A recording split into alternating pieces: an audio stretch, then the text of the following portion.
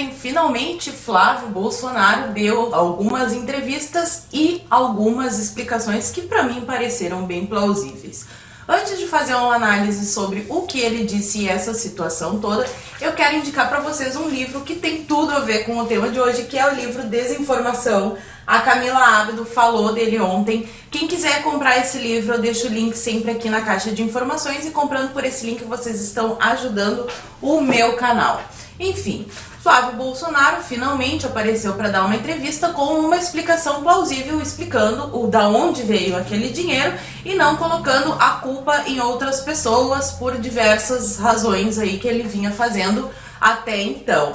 Eu achei bem plausível a explicação dele sobre o apartamento. Ele inclusive levou a documentação, não apresentou na televisão, porque obviamente lá não é o lugar de se apresentar, mas eu acho que isso pelo menos acalma os ânimos e faz com que a gente entenda. Ele explicou também que os 48 depósitos são porque tem um valor no caixa eletrônico máximo de cédulas. Qualquer pessoa que fez algum depósito em caixa eletrônico sabe disso.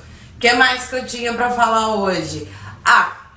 Mas tem algumas coisas ali que o Flávio falou que não são bem assim, que é por isso que eu indiquei o livro Desinformação. Vamos começar pelo começo. Desinformação, por exemplo, quando a mídia fala que teve 48 depósitos em envelopes, em espécie, no caixa eletrônico, na conta do Flávio Bolsonaro, e isso é suspeito. Até aí ela falou a verdade, que teve esses depósitos, que realmente uma pessoa ficar depositando 48 envelopes de R$2.000 é meio estranho, mas com a explicação que o Flávio deu, me parece plausível e não tem nada de legal.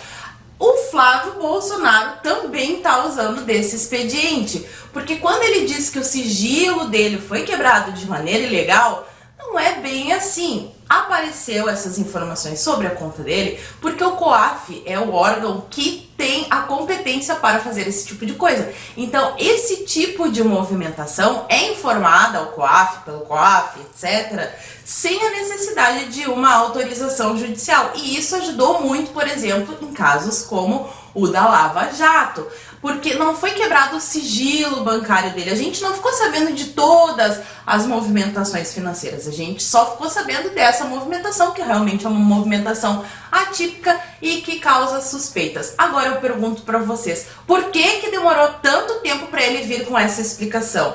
Ele também disse, durante essa entrevista, que ele não tinha tido oportunidade de mostrar as provas, que ele gostaria muito de ter tido essa oportunidade, mas ele foi convidado sim a ir no Ministério Público prestar esclarecimentos. Eu entendo, inclusive está circulando nas redes sociais fotos de pessoal do MP com camisa do PT, de fora Temer e etc, essas campanhas lacradoras aí. A gente sabe que tem muito esquerdista no serviço público, muito, mas ainda assim eu acho que ele deveria ter ido na primeira oportunidade que foi chamado com o advogado, porque daí ele não precisava falar nada. O advogado dele falava com o órgão e prestava os esclarecimentos a respeito do que tinha que prestar ou não, e essa história não teria tomado a proporção que tomou.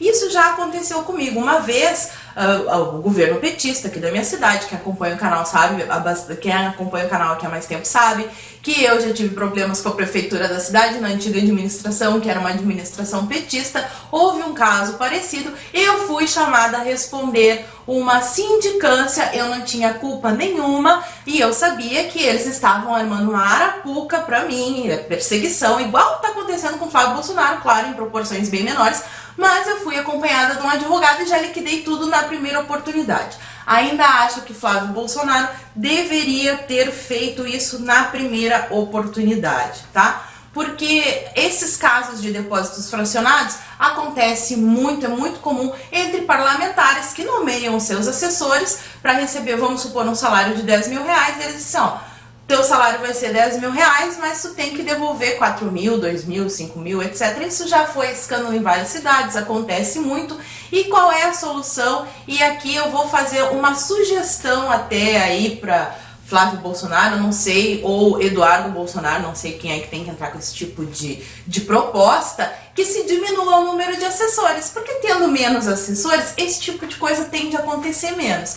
Então é uma ótima oportunidade para fazer aquela virada de mesa e aí, em função dessas investigações e tal, a gente propõe a redução do número de assessores, a redução do salário de assessores, porque afinal de contas foi por isso que a gente votou no Bolsonaro, porque a gente quer a diminuição da máquina pública. Agora, um detalhezinho bem interessante aqui é que teve até o Fantástico falou um pouco sobre esse caso, eu vi na internet, porque eu realmente não assisto o Fantástico, e a repórter dizendo que o Flávio tinha que explicar por que recebeu dinheiro, por que depositou nesse banco, por que depositou no outro banco. Ele não tem que explicar isso. Ele tem que explicar a origem do dinheiro. Se a origem do dinheiro é legal, tanto faz se ele depositou no banco da Alerj, se ele depositou no banco do bairro dele, da rua dele, se ele recebeu o dinheiro todo em moedas de R$1, isso não importa. Se o dinheiro é limpo, ele não tem que explicar mais nada, ponto final. A origem do dinheiro é limpa, tanto faz como ele recebeu ou deixou de receber. Agora, muito mais grave do que caso do Flávio Bolsonaro é, por exemplo, a caixa preta do BNDES, que eu lancei vídeo aqui na semana passada falando, e que eu tenho quase certeza que o Fantástico não abordou esse assunto lá naquele programinha lacrador dele. Também é muito mais importante saber, por exemplo,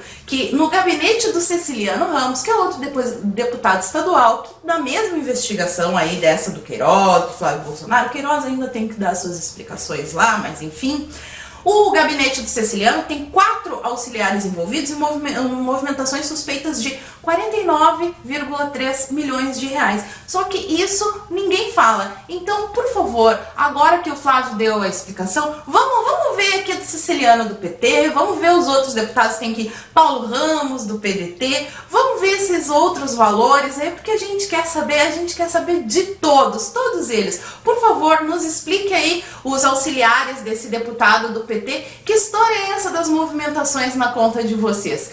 E hoje era só isso que eu tinha para falar. Quem tiver sugestão de pauta, eu deixo os meus contatos aqui na caixa de informações e, por favor, me ajuda curtindo, comentando e compartilhando esse vídeo para que ele chegue a mais pessoas. Um beijo e até a próxima.